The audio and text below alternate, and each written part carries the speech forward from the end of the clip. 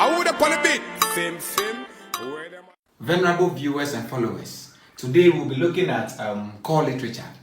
We will specifically be looking at figurative language and that of literary devices. It will interest you to know that figurative language has to do with the use of words or phrases outside the literal meaning of such words or phrases. In fact, if you are talking about figurative language, we are talking about the use of words that are literary and not literal. The meaning is not the normal everyday usage. It is outside the meaning of the word. So when we talk about figurative language or figurative speech, we are talking about the meanings of words outside their literal meaning.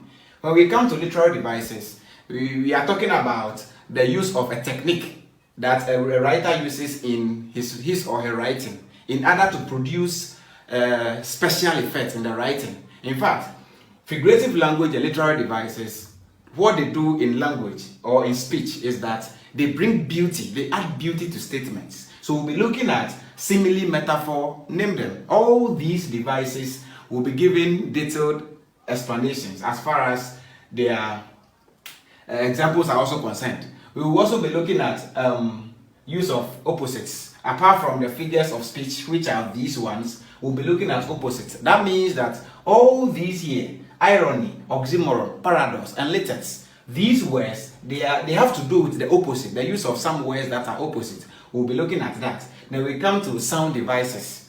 We have the alliteration, the assonance, onomatopoeia, and that of what? The rhyme. So all these will be given a detailed attention. Let's start with simile. What do we mean by simile? We are talking about the use of comparison between one thing and another, using the words as or like. You compare one thing to another using as or like. Remember, these two things that you are comparing may be unlike. They may not be the same. They may not be similar. But you are making a comparison per the qualities or what they have. So you are talking about simile. We have examples like hungry as lions, the gang fell heartily on the meal. What do we mean by that? What are the two things compared here?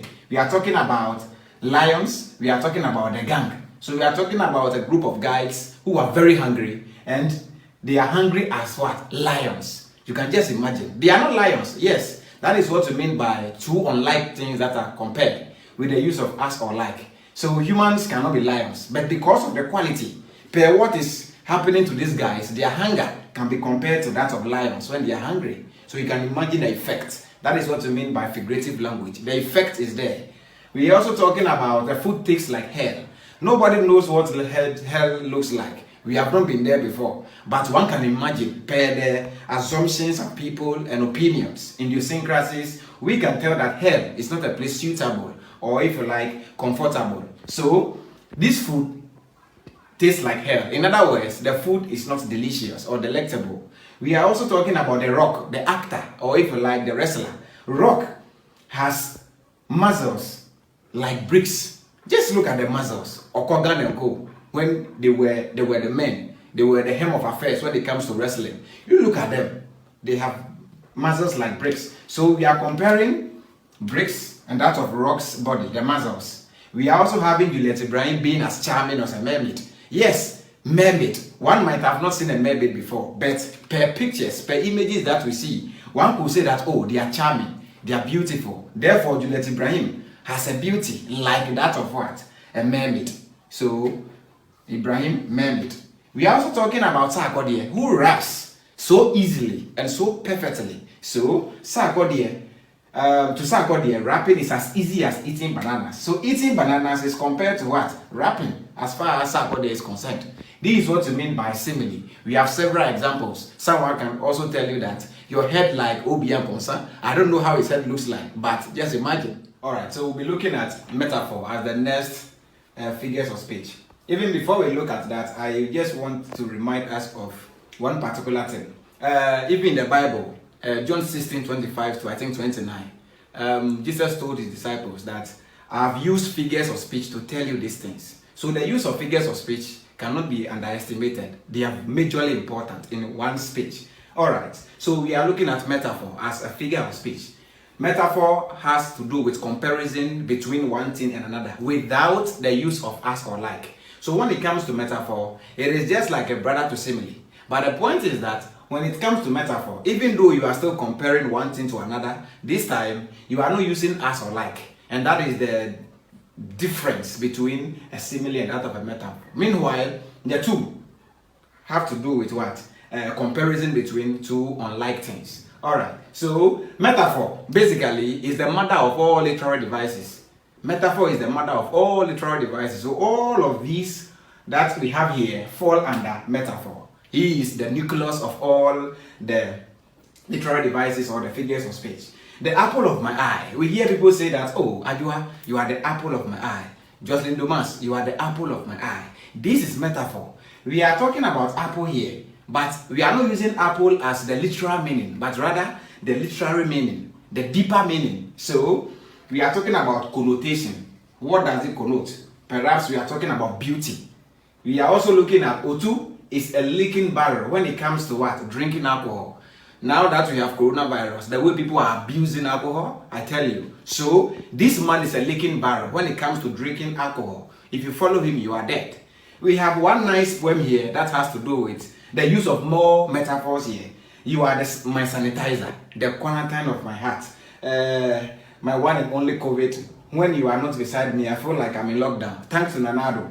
The mask of my life, you always be my virus. Oh, Corona baby, I will die for you. This is metaphor. So you see that you are my sanitizer.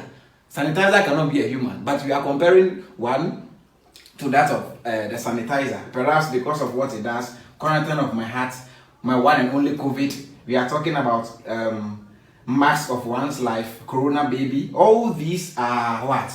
The employment of metaphors in one speech. So that is about metaphor. Quickly, the next thing has to do with personification. Obviously, the word is from person. So when we refer to things that are not humans, inanimate things, for example, or abstract ideas, which we present them to be like human, we make them look as though they are humans, then we are referring to what? Personification. So personification refers to the use of inanimate things as though they were humans. And then the human qualities are also employed. So here we have the leaves dance to the rhythm of the wind. We all know that leaves cannot dance, but when you cast a look at leaves, you realize that when the wind blows this way, you see them move that way, and vice versa. So we can express this by saying that the leaves are dancing to the rhythm. The wind that is blowing, or the blizzard, you are saying that the leaves are dancing to the rhythm of the wind. So we are making leaf appear as if it were what? Human. Dancing is what the human attribute. We also have the car coughed, and finally what? Knelt. There are some cars that when they spark, they ignite. You think they are laughing at the owner. Like that. And then finally kneels. Coughing and kneeling are all human attributes. And we are attributing this human attribute to that of what? A car. Which is not so. Therefore, we have employed personification in our writing.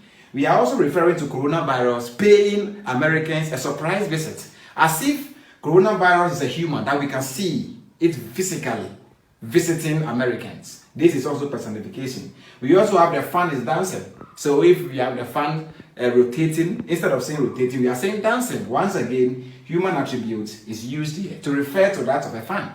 We are also talking about deaf, be not proud. This is a title of a poem.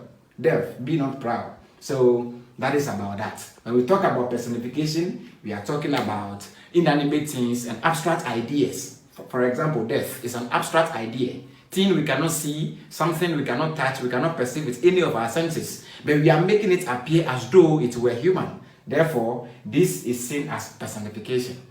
Quickly, we'll also be looking at exaggeration, which has to do with making things appear frightening, making things sound more fearful, more than they really is. So when you are expressing an idea that is greater than it really is, or smaller than it really is, you are employing exaggeration. So in exaggeration, we say that you are making a mountain out of a molehill. Just imagine an anthill like this. So you may see the ants move about. And we are making a mountain out of this molehill or this anthill. We are employing exaggeration. We are making this look bigger than it really is. Or perhaps making it look smaller than it really is. That is what we call exaggeration. And the excessive use of exaggeration is hyperbole. And that is how come it is in parentheses. So We have a number of examples here. His face flooded in tears. What do we mean by face flooding in tears? Just tears, and we are describing it as though it's a flood. Just a drop of tears. So you can just imagine we are exaggerating excessively, hyperbole or exaggeration. Thanks a million. You've done something for someone and he says that thanks a million. What is he doing? He's thanking you enormously. So the use of a million is also an exaggeration. We also have the man ate a mountain of rice. There are some men out there, they can eat avariciously. And in describing such a person, you say that he eats a mountain of rice. We also have, they took an ocean of porridge. I was at the place when a man came around and he said they wanted to buy porridge, 6 cedis. Just imagine, porridge, 6 cedis. So he took an ocean of porridge, or they took an ocean of porridge. Ocean, just porridge. So the expression here has to do with what? The enormity of it. Then the whole country was in tears. The whole country attended Ebony's funeral. It's not possible. Perhaps you want to say quite a number of people went there. But to the extent that you will express the whole country attending it, it's something beyond imagination. Therefore, we term it as what? Exaggeration or hyperbole. No time for thinking, no time for pressure, no time for stressing, no time for thinking, no time for pressure.